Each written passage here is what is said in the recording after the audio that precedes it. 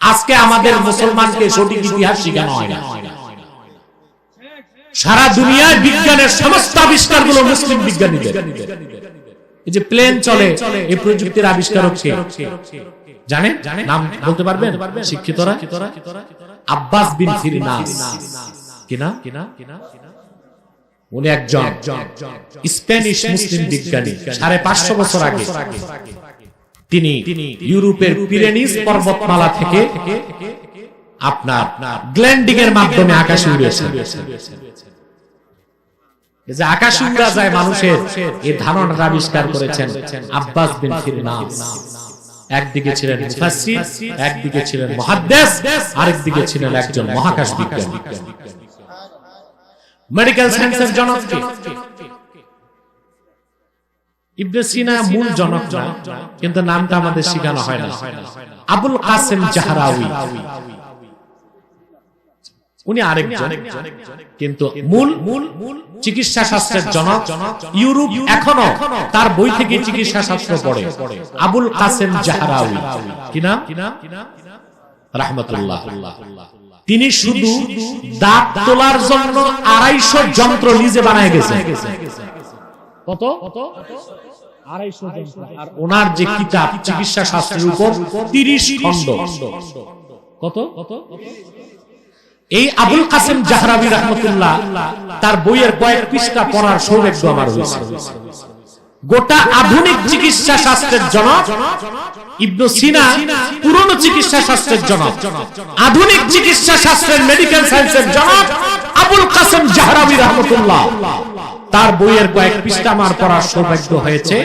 প্রত্যেকটা চিকিৎসা শাস্ত্রের পাতায় পাতায় তিনি শুরু করছেন বিসমিল্লাহির রহমানির রহিম দিয়ে।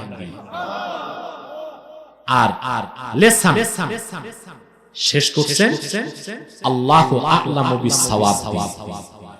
সুবহানাল্লাহ। ওখানে জিকির আছে, ফিকির আছে, জিকির আছে। কিন্তু আজকে আমরা অন্ধকারে আছি। বাংলাদেশের মুসলমান এগুলো জানে না। ওদেরকে শেখানো হচ্ছে যত সভ্যতা সব পশ্চিমারা শিখেছে। অসভ্য ল্যাংটা পশ্চিমাদের পোশাক পরিধান শিখেছে মুসলমান। অসভ্য ইউরোপ আমেরিকা পশ্চিমাদেরকে জ্ঞানের আলো বিতরণ করেছে মুসলমান। ঠিক কিনা? আর আজকে আমাদের ইতিহাসে পড়ানো হয় কি? ইতিহাসের বইটা খুললেই দেখবেন প্রথমেই সিন্ধু সভ্যতা। কথা বলে ইতিহাস বই একেবারে 6-7 থেকে গ্রাজুয়েশন পর্যন্ত প্রথম কি? সিন্ধু সভ্যতা।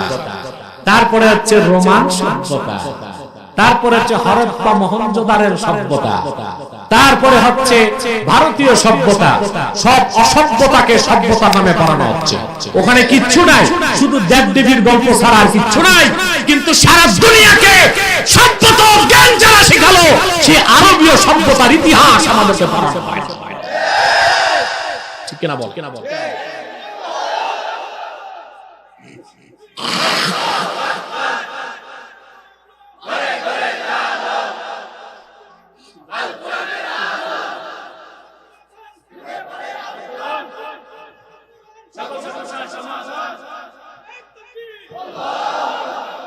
সম্মানিত সুধী,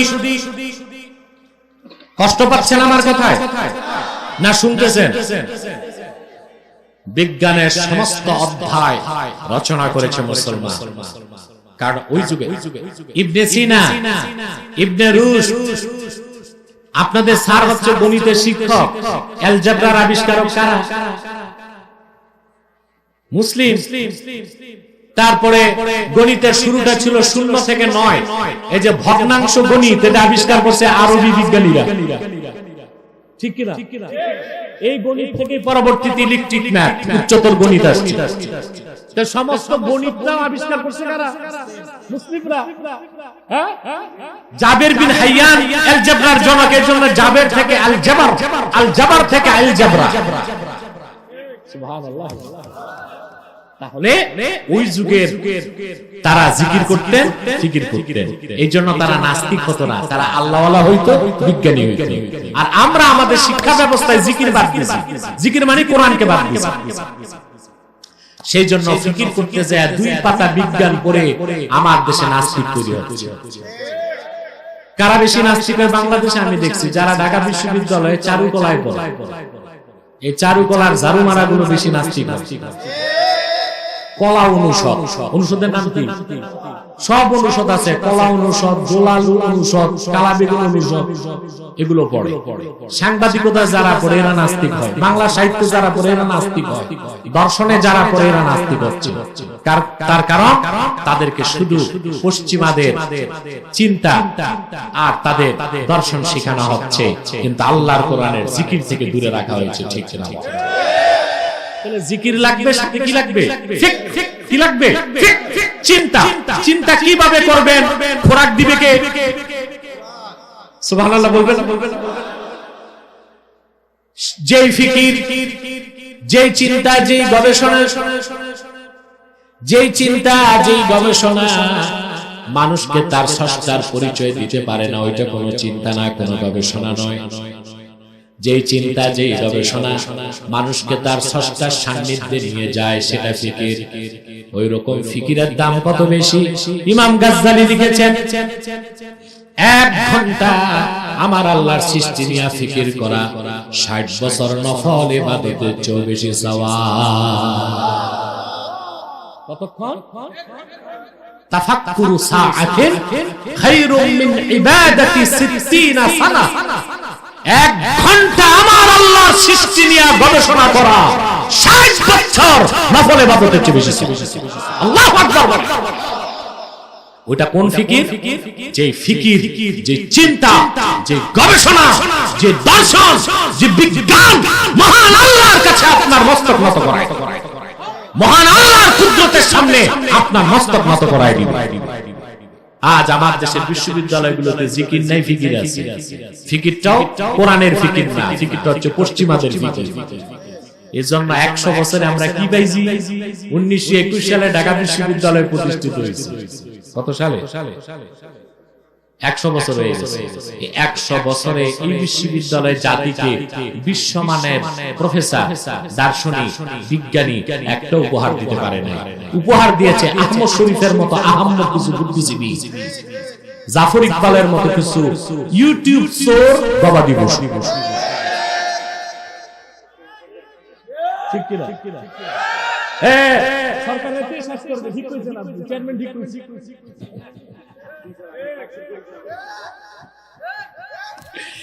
সম্মানিত সুধী, তবে সরকারও এদেরকে চিনে যে এরা কাদের দালাল। কথা বুঝেন নাই? তো যে কথা বলছিলাম, এইসব গবাদি পশু আমাদের উপহার দিচ্ছে ঢাকা বিশ্ববিদ্যালয়। আর সব বুদ্ধিজীবী, ঢাকা বিশ্ববিদ্যালয়ের শিক্ষক হইলেই বুদ্ধিজীবী, মাথায় বুদ্ধি গজগজ করে। এত বুদ্ধি দেখেন না কালু ছিলা, হ্যাঁ মাথায় চুল নাই, বুদ্ধির ঠেলায় চুল আর থাকে। একেবারে মাথায় তো চুল নাই, সিটি স্ক্যান করলে দেখবেন মাথার ভিতরে কোনো মালও না, বাইরেও খালি ভিতরেও খালি। এরা হচ্ছে বুদ্ধিজীবী। এদেরকে আব্বাসি টোকা দিয়া দেখছে, কিচ্ছু নাই ভিতরে, কিছু ডিগ্রি আর সার্টিফিকেট আছে, টোকা দিয়া দেখছে, কোনো বিদ্যা বুদ্ধি নাই। ইসলাম তো বুঝেই না, বিজ্ঞান দর্শন তাও বুঝে। তাহলে আপনাকে জিকির লাগবে, জিকিরের সাথে ফিকির লাগবে। ওই ফিকির কিভাবে করবেন আপনাকে গাইড করবে কে? জেনে বলতে হবে। এবার দেখেন, আমি একটা চিন্তা আপনাকে শিখাই, কোরআন কিভাবে আপনাকে ফিকির করতে বলে। আমাদের ঢাকা বিশ্ববিদ্যালয়ের দর্শন বিভাগে একটা বই পড়ানো হয়, দ্য প্রবলেমস অফ ফিলোসফি। কি নাম বইটা? দ্য প্রবলেমস অফ ফিলোসফি, দর্শনের সমস্যা বলি। এই বইটা পড়ানো হয়। এটা খুব অথেন্টিক একটা বই। এটা মাস্টার্স কলেজ যেখানেই আছে মাস্টার্স, ওখানে এই বইটা আপনারা পাবেন। এই বইটা 2-3 পৃষ্ঠা উল্টালেই ওখানে একটা মন্তব্য আছে দর্শনের উপরে। মন্তব্যটা করেছে ব্রিটেনের এক দার্শনিক।